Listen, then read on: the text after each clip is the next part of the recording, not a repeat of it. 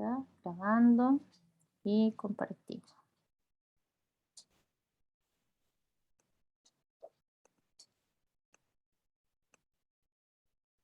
Para variar veo un pedazo en la pantalla. ¿Se ve bien ahí? Sí, Sí, se ve. Ya, súper, gracias. Ya seguimos entonces para ya dar término a esto que es día viernes y me imagino ya todos están cansados de esta hora del día viernes. Voy a poner las caritas acá porque me molestan. Ya, aquí. Ay, me molesta.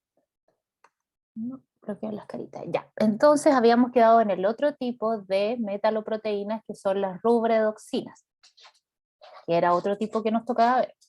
Y las rubredoxinas se aislaron, son proteínas, podríamos decir, milenarias. Se aislaron por primera vez de una bacteria anaeróbica. Igual que las arqueas, hay bacterias anaeróbicas como el Clostridium. Y el Clostridium, que es un péptido que tiene 6 kilodalton, como dice acá, contiene en su centro también un hierro que está ligado a 4 azufres y a su vez a 4 cisteínas. Esa es la estructura que tiene. Es una estructura tetraédrica, pero se conoce como una estructura tetraédrica distorsionada, que no es simétrica, por decirlo así, en el fondo. Y el átomo de hierro que está acá en el centro existe en dos estados de oxidación, eso ya lo habíamos visto. Existe en un estado menos 2, o sea, perdón, más 2 o más 3. Puede estar en ambos estados de oxidación. ¿A qué me refiero con eso? Porque ustedes saben que los elementos tienen distintos estados de oxidación y, por ejemplo, que es muy raro, pero si hubiera un caso en donde hubiera un manganeso que estuviera en el centro, habrían 3 estados de oxidación, porque el manganeso naturalmente tiene un estado 2, 3 y 4. Y en este caso el estado de oxidación del hierro es 2 y 3, por ende este hierro puede estar en esos dos estados. Y así, por decirlo, esta rubrodoxina puede participar en ese transporte de electrones cuando este hierro pasa de 2 a 3. Puse esta figura un poco fea en realidad, pero es una rubrodoxina para que vean que generalmente es una proteína que es de color rojo en estado oxidado y no tiene color cuando está reducida. Eh, como es una proteína grande, que yo les decía que tenía 6 kilodalton, se han encontrado incluso hasta 14 kilodalton o 18 kilodalton en algunas hidroxilasas de pseudomonas, esta proteína de rubredoxina, que son muy grandes.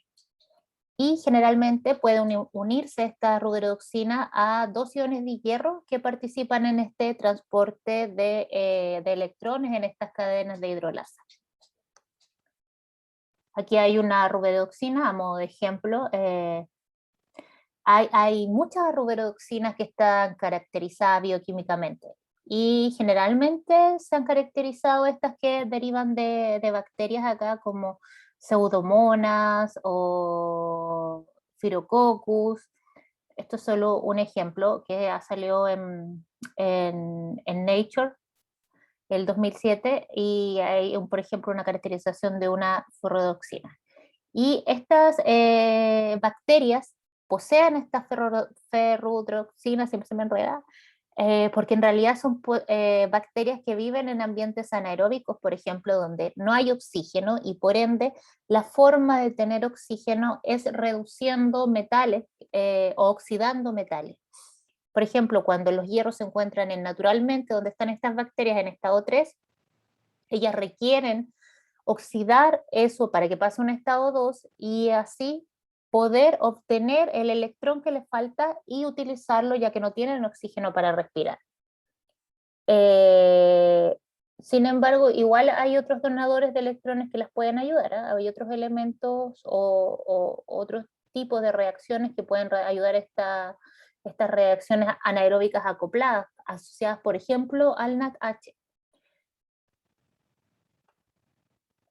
Aquí ya vemos un ejemplo más bonito de lo que es una ruberoxina y se han diseñado hartas estructuras tridimensionales. A mí me es más fácil verlo siempre así. Yo sé que tiene un porqué el mostrar las estructuras en forma rotatoria, hacia atrás en varias dimensiones, pero me cuesta por lo menos a mí verlo. Me es más claro así, por eso puse esto, y donde vemos que hay un plegamiento beta, acá hay un plegamiento beta de esta estructura con dos hélices alfa generalmente que pueden ser asociadas. Y este sitio activo de la rubiroxina que contiene este hierro coordinado con azufres, que están acá las cuatro cisteínas de los azufres, están coordinados, como les decía, en un tetraedro casi regular.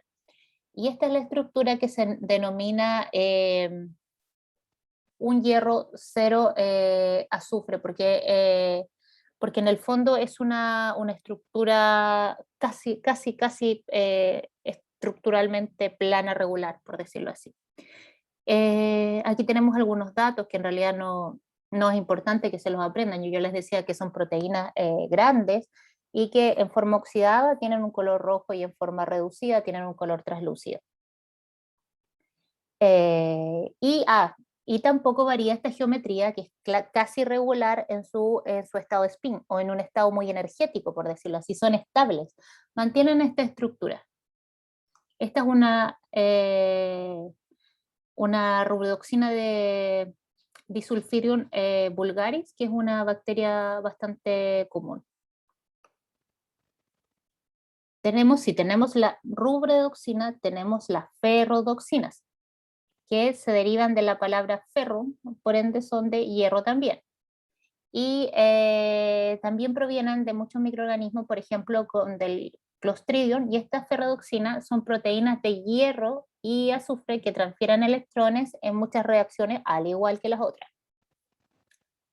La diferencia, o no la diferencia en realidad, cómo podemos recordarlas, es que las ferrodoxinas están principalmente asociados a los procesos metabólicos en los cloroplastos asociados a la actividad de la sulfitoreductasa, como dice acá, de la nitritoreductasa, de la glutamato sintetasa, asociado principalmente a la actividad de las plantas en los cloroplastos. Y al igual que los otros, en general, hay muchos grupos, o sea, hay muchos tipos de ferrodoxina, dependiendo del tipo de naturaleza de los grupos hemo y hierro que los componen. Por ejemplo, acá vemos una ferrodoxina típica de un cloroplasto que contiene 2 átomos de hierro que están unidos a 2 iones sulfuros y coordinados por 4 átomos de azufre. Ese se me borró, pero debiera haber uno ahí también, que a su vez proporciona los 4 residuos de cisteína. En los cloroplastos en general, estas ferroxinas transfieren electrones de un centro fotosintético, por ejemplo, en la flavoproteína reductasa o en la cadena de transportadores de electrones fotosintéticos. También se pueden encontrar principalmente en bacterias, pero son típicas de plantas, y si no están en plantas, están en bacterias. Y aquí podemos ver este estado reducido y este estado oxidado, donde aquí tenemos presencia, por ejemplo, pueden ver de 2 hierros, que en el moradito significa que son hierros 3, en estado 3, y aquí tenemos un estado oxidado donde este hierro ha pasado a ser un hierro 2 debido a la cadena transportadora de electrones. El potencial de reducción que requieren estas ferrodoxinas es alto, porque si bien, no sé si se recuerdan que los citocromos hablábamos de un porcentaje de 260 milivolt, por ejemplo, acá los potenciales de óxido de reducción, o sea, la energía requerida para estas reacciones, el potencial de reducción está alrededor de los 720 milivolt, lo que es bastante alto comparado con las otras, y son altamente reductoras.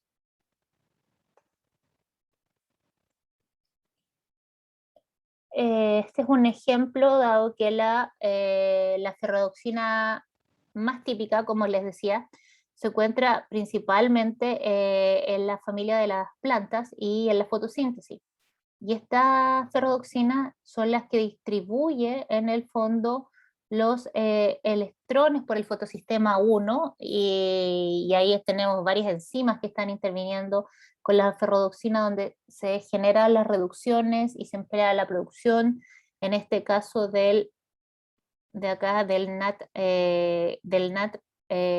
pH, se produce también por acción de estas ferrodoxinas en el cloroplasto la asimilación de nitrógeno, la asimilación de azufre, o también hay otras enzimas que están involucradas acá en este proceso de citocromo B y citocromo F, donde están funcionando, que son las nitritoreductasas, donde va de nitrito y amonio, la glutamato sintetasa, que sintetiza el ácido glutámico, aglutamato, la sulfito-reductasa que reduce el sulfito-sulfato, están casi todas las hormonas ahí de los fotosistemas 1-2 participando junto con estas ferrodoxinas, que como función principal están produciendo este NADPH a través de la reducción que se produce con ella.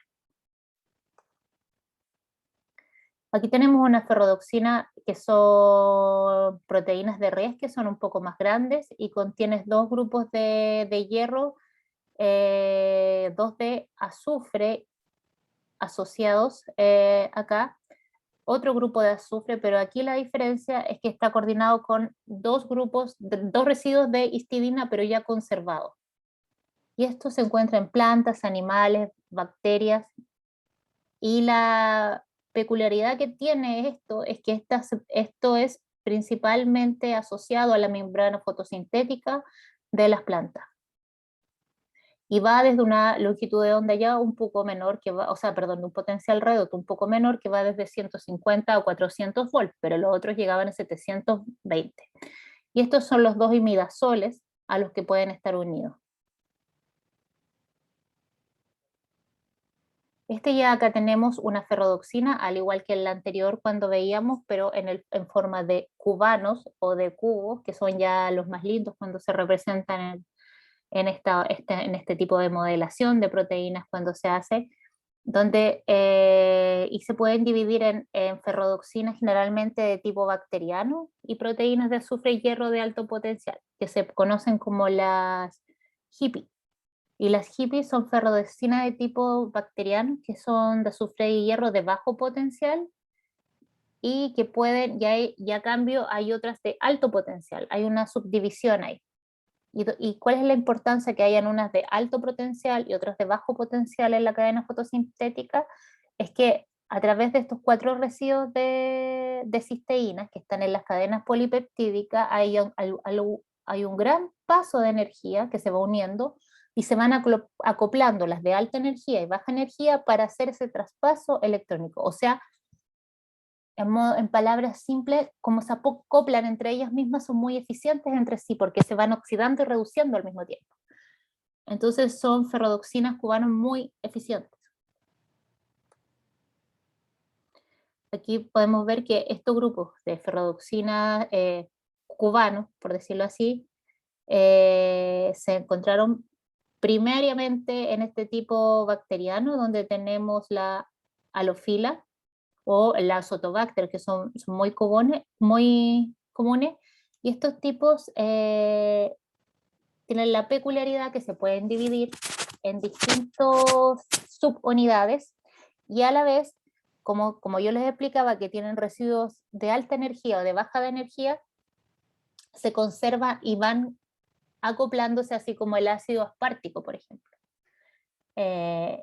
Y eso ha generado que la evolución de este tipo de bacterias haya duplicado sus genes y sus secuencias de transposición y fusión genética, porque son eficientes, son tipos celulares eficientes asociados a estos grupos, a estos centros sulfuro y hierro. Incluso se han encontrado acá que, por ejemplo, tenemos estos grupos de ferrodoxina con 8 hierro, con 7 azufre, o con 4 hierro, con 5 azufre, el monóxido de carbono deshidrogenasa, por ejemplo. Son grupos muy eficientes. Estas bacterias son bacterias primigenias que se han mantenido en el tiempo con estas cadenas transportadoras eficientes que se han ido adecuando a las condiciones variables que tienen de su ambiente. Estas son cuboides. Bueno, lo pongo de las dos maneras para que sea más claro para ustedes. Y se usan se encuentran, perdón, asociados a estudios cristalográficos que han revelado en realidad que estas estructuras, que estas ferradoxinas, por ejemplo, de una Azotobacter, poseen potenciales de reducción que van desde menos 40 a más 40 milivolts para generar esos acoples y pérdida de electrones y flujo de electrones altamente eficientes, como cuando, por ejemplo, está involucrada la enzima conitasa. En resumen, para que lo tengan ahí en cuenta como dato, podemos decir en general, lo que les estoy repitiendo, que las ferrodoxinas son sistemas acoplados de cubos, de cuboides muy eficientes en transportar estos electrones. Y por último acá vamos a ver lo que son las proteínas de cobre azul, que es la última metaloproteína, antes de ver lo de la cadena transportadora y lo último que nos queda. Y estas últimas metaloproteínas que participan en la transferencia de electrones, las de cobre azul, también se conocen como las plastocianinas, que les pueden sonar más, que son proteínas de membranas periféricas y que contienen cobre. Por eso tienen ese color azuloso y funcionan en las plantas verdes en la cadena transportadora fotosintética. Este ion de cobre en las plastocianinas está coordinado con esta geometría tetraédrica y además tiene sus residuos de cisteína, como siempre, y histidina que está, y además algo que no hemos mencionado, por ejemplo, de metionina, principalmente en las plantas. Y cuando están oxidados presentan este color de cobre azul.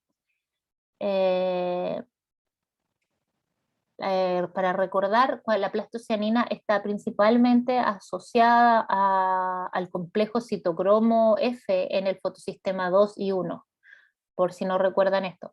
Y es una proteína, la plastocianina, de membrana con residuos expuestos, lo que quiere decir que el lumen de la membrana es que están en el lumen de la membrana tilacoidal. Acá pueden ver que están expuestos.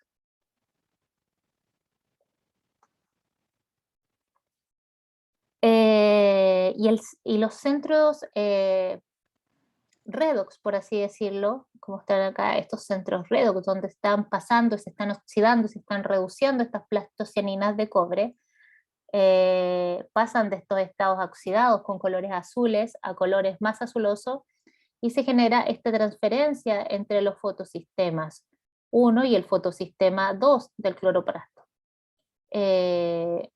Ahora, estas proteínas funcionan, de cobre azul funcionan como portadores de un solo electrón en bacterias y plantas. Es un solo electrón el que se va pasando. A diferencia de las otras que a veces pueden hacer pasos de varios electrones a la vez, estas van pasando solo un electrón. Y su potencial de variación es muy reducido, en el sentido que van de alrededor de 250 milivolts a 300 milivolts, por ejemplo, en las plantas, este paso de electrones, y se mantiene solamente en ese estado redox, lo que quiere decir que es un paso energético bajo y estable, y es un rango muy pequeño el que puede pasar.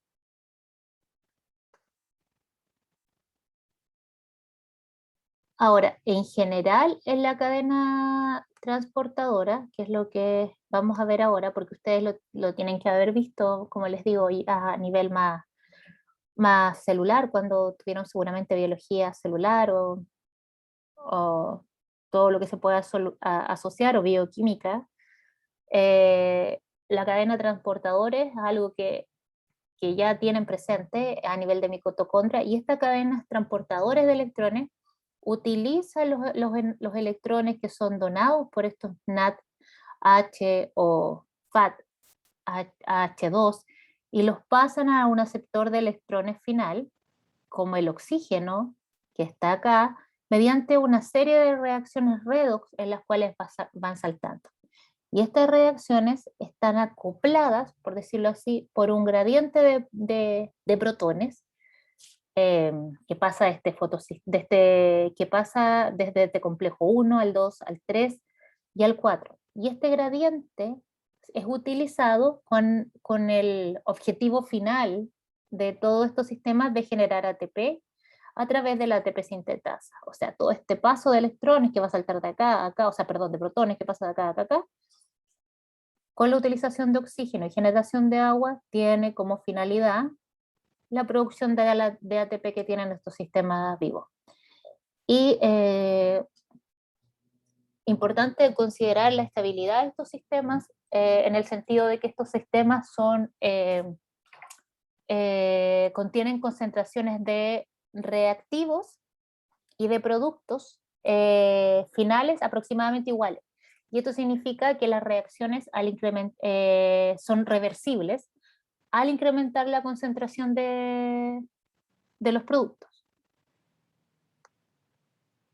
Bueno, esto lo vamos a ver mucho más rápido que lo otro. Ya sé que es rápido esta información para ustedes, pero como esto es fácil para ustedes de repasarlo porque ya lo han visto, que existen 4 tipos de transportadores de electrones mitocondriales.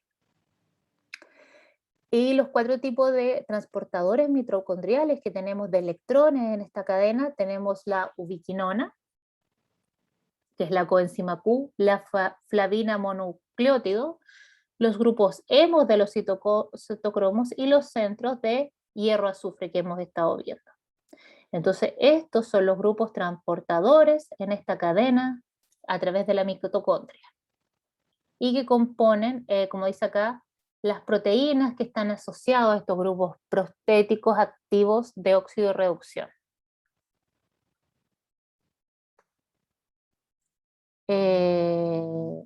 Bueno, la ubiquinona, que es la primera que mencionamos, a la hora de transportar estos protones a través de la membrana, ya al ser al mismo tiempo muy pequeña y muy hidrofóbica, no sé si lo recuerda, puede difundir libremente a través de la membrana. Y de la membrana interna, me refiero. Y la coenzima Q10, que es la ubiquinona en el fondo, o la benzoubiquinona, es un componente de esta cadena de transportadores de electrones. Y además también podríamos decir que participa en la respiración celular de casi todos los seres vivos para producir nuevamente nuestro producto final, que es el ATP. Siempre esto tiene como producto final el ATP, siempre queremos generar ATP. De hecho, el 95% de la energía se genera a través de la energía del cuerpo humano, se genera a través de este paso. Y tiene 3 estados redox. Uno que es totalmente oxidada, que es la ubiquinona, uno que es la semiquinona, que está medianamente, es como en estado neutro entre oxidado y reducido, por decirlo así, y la totalmente reducida, que es el ubiquinol. Esta molécula tiene la capacidad, por decirlo así, de existir en una forma completamente oxidada y completamente reducida, tanto como ubiquinona o como ubiquinol. Por lo que en realidad podría desempeñar funciones diferentes en la cadena transportadora de electrones, pero también puede funcionar como un antioxidante, que como les dije, vamos a ver todo lo que es la producción de antioxidantes en una clase futura. La flavina mononucleótido, otra que mencionamos, que es esta proteína que contiene nucleótidos de flavina como grupo prostético, y estos nucleótidos de flavinas están principalmente asociados a lo que conocemos terrenalmente como la vitamina B12.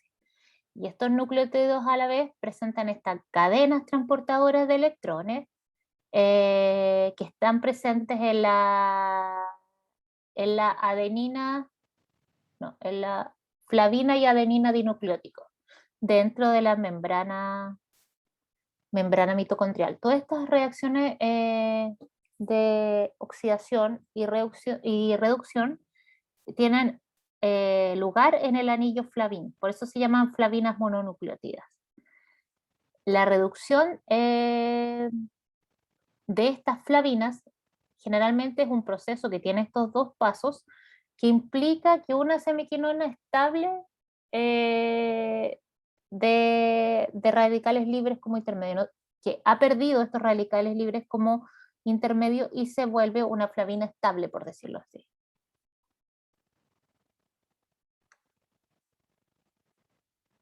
Otra cosa que mencionamos acá fueron los centros de hierro y azufre y estas proteínas de hierro y azufre, que fue, me parece, la última que mencionamos acá, dentro de las membranas, que son proteínas que se caracterizan, que ya lo vimos por la presencia de hierro y azufre, y contienen 4 grupos sulfuro o azufre, unidos a estos 4 átomos de oxidación variable.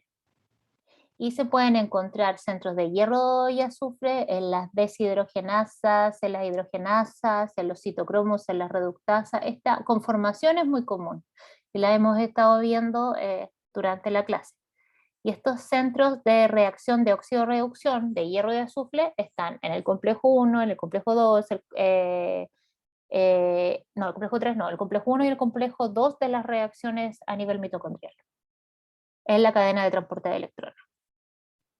Ah, y la variación en la capacidad de aceptar o reducir o liberar protones, en este caso en los centros de hierro y azufre, recuerden que yo les dije que tenía tanta relevancia que incluso podría regular la expresión génica.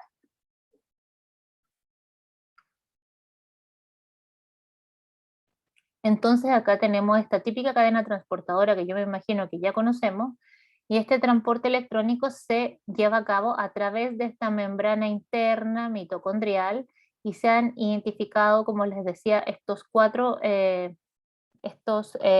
complejos enzimáticos unidos a esta membrana y transmembrana que están embebidos internamente, y estos complejos transmembranas tienen la capacidad de actuar como bomba de protones, lo que se conoce como una bomba o un flujo de electrones que podemos esquematizar de esta forma, porque hay un bombeo constante de estos protones a través de esta membrana y de este complejo 1, 3 y 4. Y como ven, ellas son proteínas transmembrana, porque eso lo sabemos, que están ahí en forma intermedia a través de la membrana. Y este es el único complejo, como dice acá, importante considerar que no bombea hidrógenos. Solo bombea electrones, pero no a nivel de hidrógenos. Esos se mantienen estables, van pasando solo aquí, no está bombeando los hidrógenos.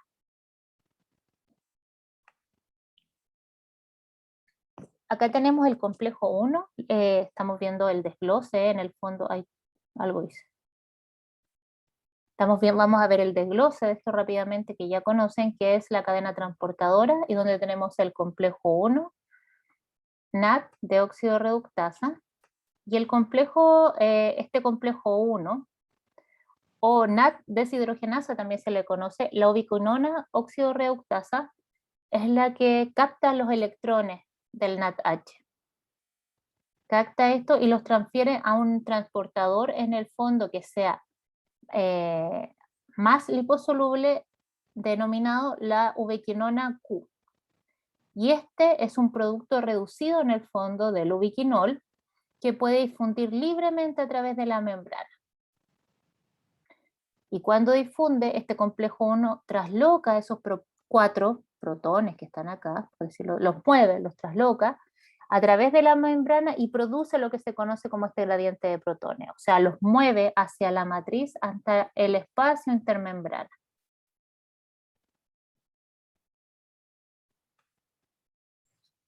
El flujo de este complejo 1,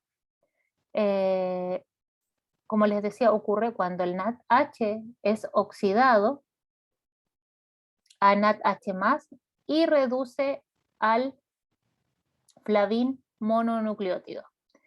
Y este flavín mononucleótido es el único paso que implica 2 electrones, es el único.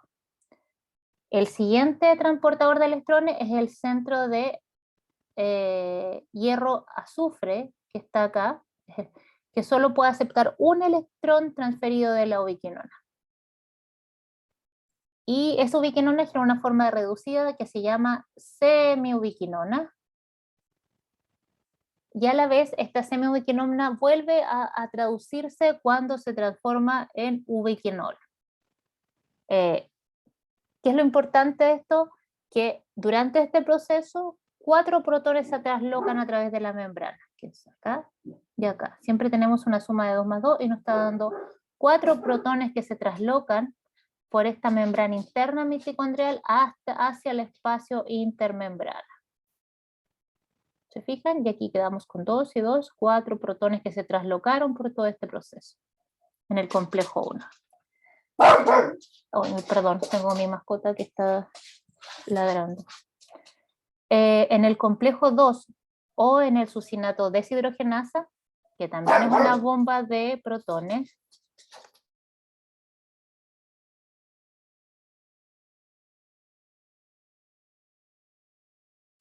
perdón, es que escucha a alguien en la puerta del perrito y ladra.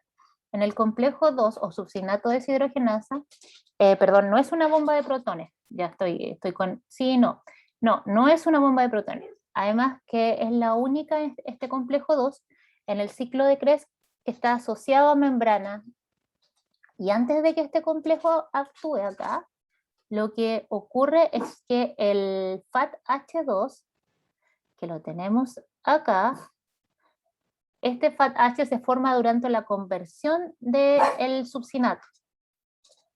Y este succinato se forma a través del fumarato del ciclo del ácido cítrico. Y a continuación, estos electrones, acá, y esto es lo mismo de lo que está acá, este FAT que se forma a través de la conversión del succinato en fumarato en el ciclo del ácido cítrico, a continuación los electrones se transfieren, y estos electrones que son transferidos en una serie de reacciones asociados al hierro del azufre, hacia, ¿dónde van? Hacia la ubiquinona. Todos los electrones que se van generando aquí a través del ciclo del ácido cítrico quieren llegar a esta ubiquinona. Y incluso el glicerol 3-fosfato y el acetilcoenzimo A también le transfieren electrones a esta ubiquinona. Y mediante estas diferentes vías es como las flavoproteínas participan luego en el transporte de estos electrones. Este complejo 3 y o complejo citocromo BC1, que también se conoce así, donde se obtienen 2 electrones desde el ubiquinol y los transfiere a 2 moléculas de citocromo C, que es un transportador. Y ese transportador de electrones, que es hidrosoluble, que encuentra este espacio a través de la membrana mitocondrial, trasloca estos protones, por así decirlo, a través de esta membrana y los transforma en ubiquinol, que está acá, y los transfiere a 2 moléculas de citocromo C, que es un transportador de electrones que es hidrosoluble y se encuentra en este espacio de la intermembrana mitocondrial que habíamos visto. Y al mismo tiempo también trasloca 4 protones a través de la membrana por 2 electrones transportadores del ubiquinol. Es lo mismo que les había explicado antes, pero de una forma más detallada. Ahora, acuérdense que todo esto, esta información yo la voy a dejar en el campus virtual para que ustedes puedan verla y también puedan ver la clase, y si tienen alguna duda me van preguntando en la próxima clase.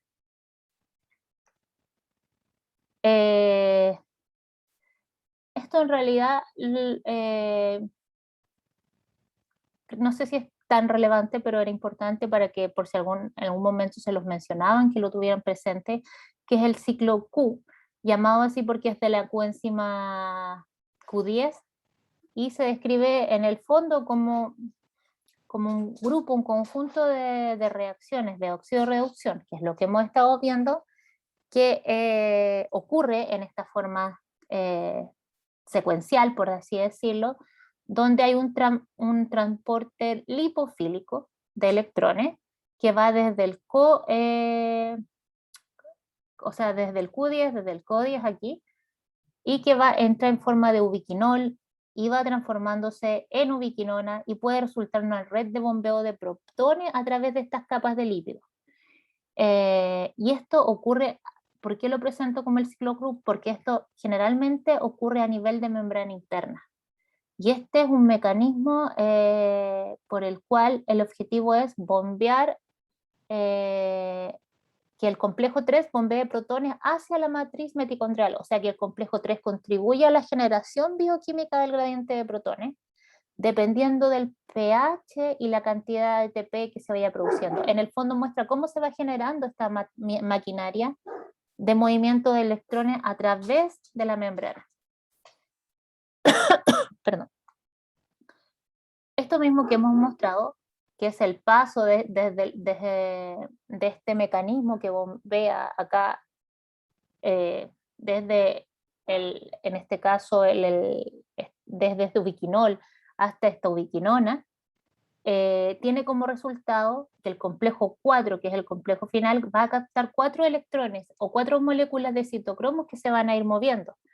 Y se transfiere también un oxígeno, que hemos dicho anteriormente, para producir moléculas de agua. Lo vimos anteriormente. ¿Se fijan? Siempre va quedando acá este ubiquinol, estas ubiquinonas, pero se van transportando esos 4 moléculas, o sea, estos 4 electrones, 4 protones que van quedando al final.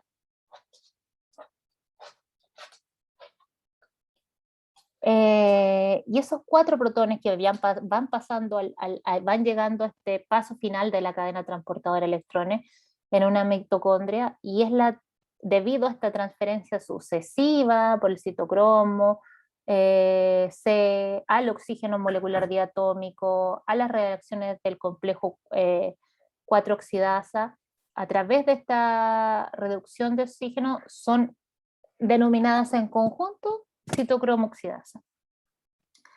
Y este complejo 4, citocromo oxidasa, es un componente de la cadena transportadora de electrones final, que se llama bomba de protones. Esta sí es llamada en sí bomba de protones. Y debemos recordar que la acidez generalmente en las matrices mitocondriales se debe a un constante aporte desde esta bomba de protones, de los FATH, de los NADH, que forman estos iones en el agua y generan esta acidez y van impulsando esta bomba.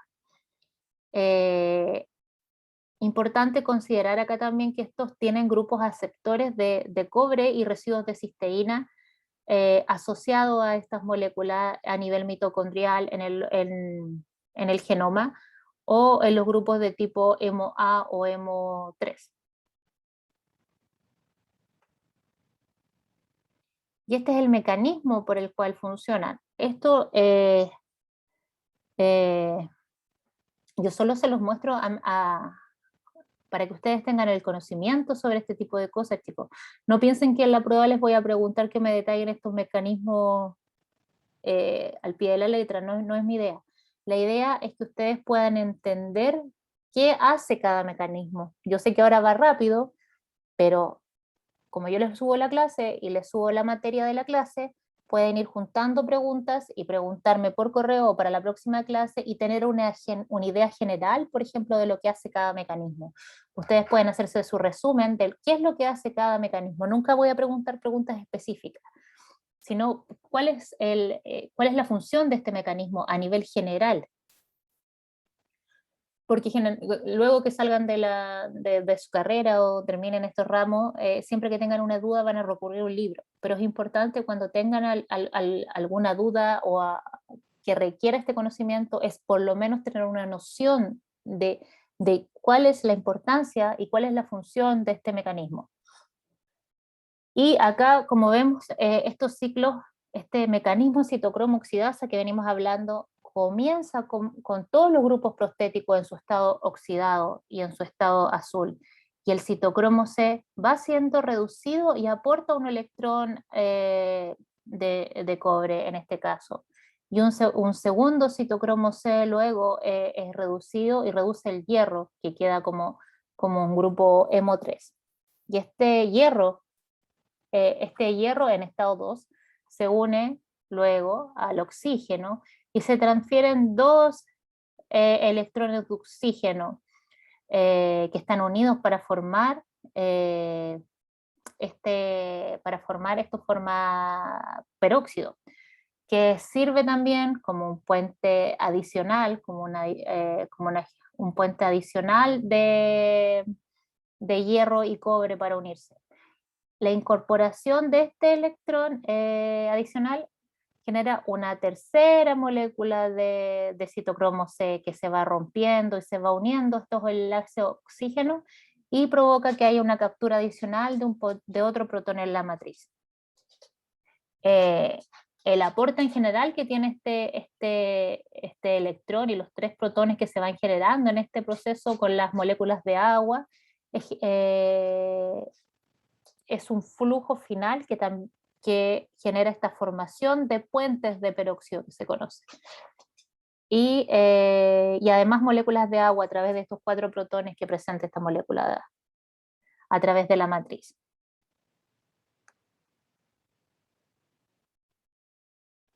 Este flujo aquí con este esquema este flujo que nosotros hemos visto, que son los electrones a través del complejo 4 y las 3 cadenas polipeptídicas, 1, 2 y 3, que funcionan en este complejo y transportan estos electrones a través de moléculas de citocromo y reducen cada uno de estos centros,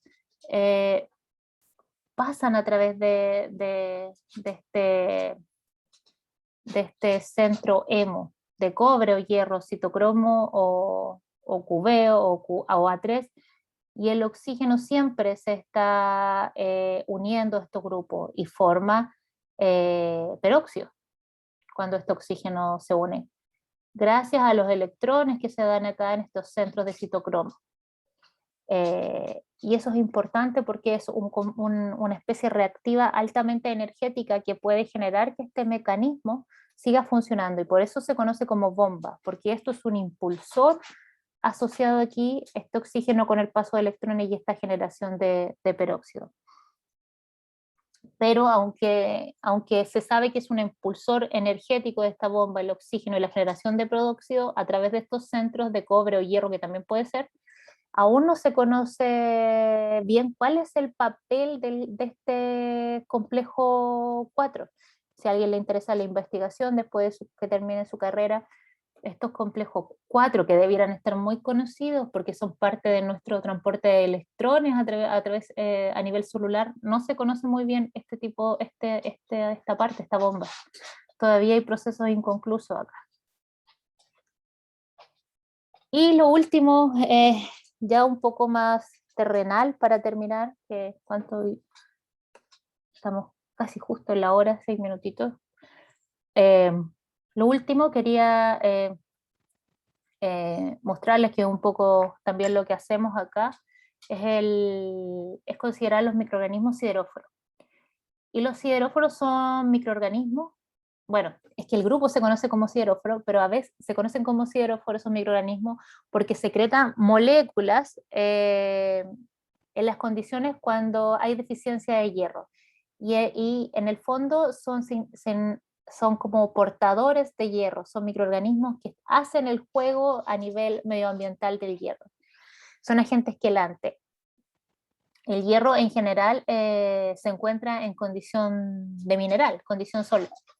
Y estos sideróferos, que son conocidos como moléculas peptídicas pequeñas, como dice acá, de 500, de 10.000 Dalton, contienen cadenas laterales o grupos funcionales que le otorgan una afinidad con el hierro.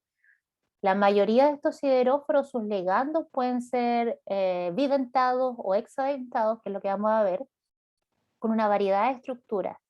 Y su forma termodinámicamente estable les permite tomar el hierro 3 en condiciones muy cristalinas, por ejemplo, en el caso de las bacterias o de los hongos, y tener potenciales redox muy bajos y generalmente anaeróbicos. porque en la naturaleza, como les digo, se encuentra el hierro generalmente como ion férrico, como un mineral, y está formando parte de sales. Y cuando es soluble, es un hierro 2. Y entonces esos microorganismos tienen que solubilizar ese hierro 3 y pasarlo a un hierro 2 para obtener sus funciones celulares, por ejemplo, para la síntesis de ADN o para la respiración, como son microorganismos anaeróbicos, como les decía yo, deben tomar ese electrón del hierro 3, oxidándolo para generar esa solubilización y ocupar ese electrón ya que no tienen oxígeno. O a la vez, cuando hay gran presencia de radicales libres, el generar esta quelación de este mineral les permite detoxificarse. Generalmente, como dice acá, bueno, esto es un punto extra que dependen de otros organismos, ya que son organismos muy sensibles a patógenos o a condiciones de estrés ambiental. Si bien son organismos extremos que pueden vivir en ambientes de baja temperatura o de alta temperatura, nosotros, por ejemplo, en el laboratorio donde trabajo yo los aislamos de la Antártica o del desierto, son organismos que no soportan las fluctuaciones y están acostumbrados a vivir en esos ambientes extremos, por decirlo así. Y tampoco, como están en ambientes extremos, les gusta convivir con otros microorganismos que pueden ser patógenos o dañar. Encontramos varios sideróforos dentro de bacterias, hongos y plantas. Tanto las bacterias, hongos y plantas pueden producir estos sideróforos y se conocen como sideróforos también. Es que cuando lo que producen es el sideróforo, que es el quelante de hierro que lo pasa de estado de hierro sólido a hierro 2. Pero como grupo se les llama también sideróforos, por eso los sideróforos producen sideróforos, por eso ahí la confusión. El ion hierro, como les decía yo, en la forma soluble está en estado 2. Entonces estas bacterias, por ejemplo, se unen a estas superficies minerales y pueden liberar estos sideróforos para suplantar, por ejemplo, una deficiencia de oxígeno. ¿Y cómo actúan? Actúan a través de los mecanismos que poseen de captación de este hierro, a través de esta secreción de estos sideróforos, que son moléculas quelantes, y al ser liberados se unen al hierro estos sideróforos y generan lo que se conoce como complejo sideróforo. Y mediante enzimas reductasas e hidrólisis son capaces de tomar ese electrón. En el fondo lo que están haciendo es quitarle un electrón a ese mineral. Entonces se unen, algunos incluso tienen colitas para unirse, que son los pili, se unen a las superficies adheridos o generan electroshooting, bombeándole hidrolasas para que ese mineral les dé el electrón que ellos quieren. Es como una forma de ataque que tienen hacia el mineral. Y de esa forma el metal que está reteniendo ese electrón es capaz de entregárselo y ese microorganismo en el fondo utiliza ese electrón para sus procesos celulares.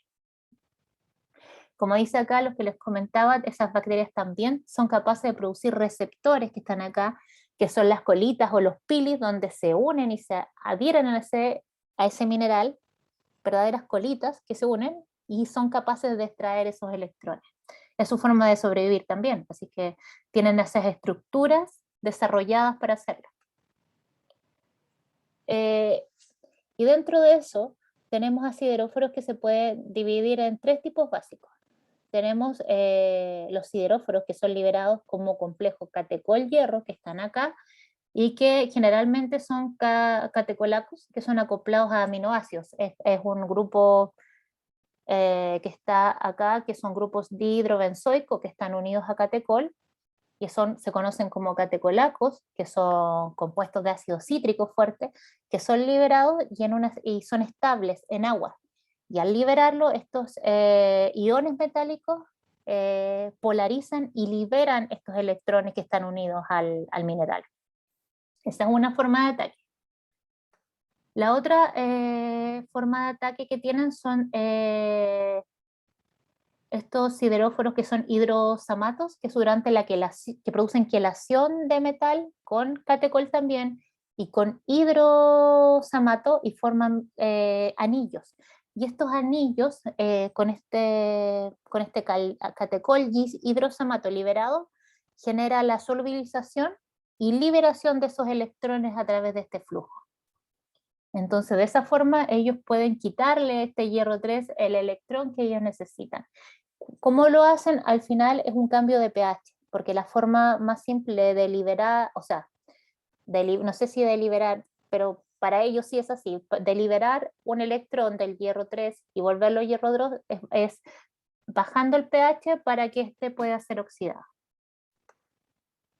Y también, bueno, como siempre en la naturaleza, hay estructuras de grupo de unión de hierro, grupo caltecol, hidroxilato, que son mixtos, o sea, que tiran citratos, pero que también podrían tirar catecolacos que pueden actuar de las dos formas para hacer la liberación de ese electrón que les permite sobrevivir a estos microorganismos.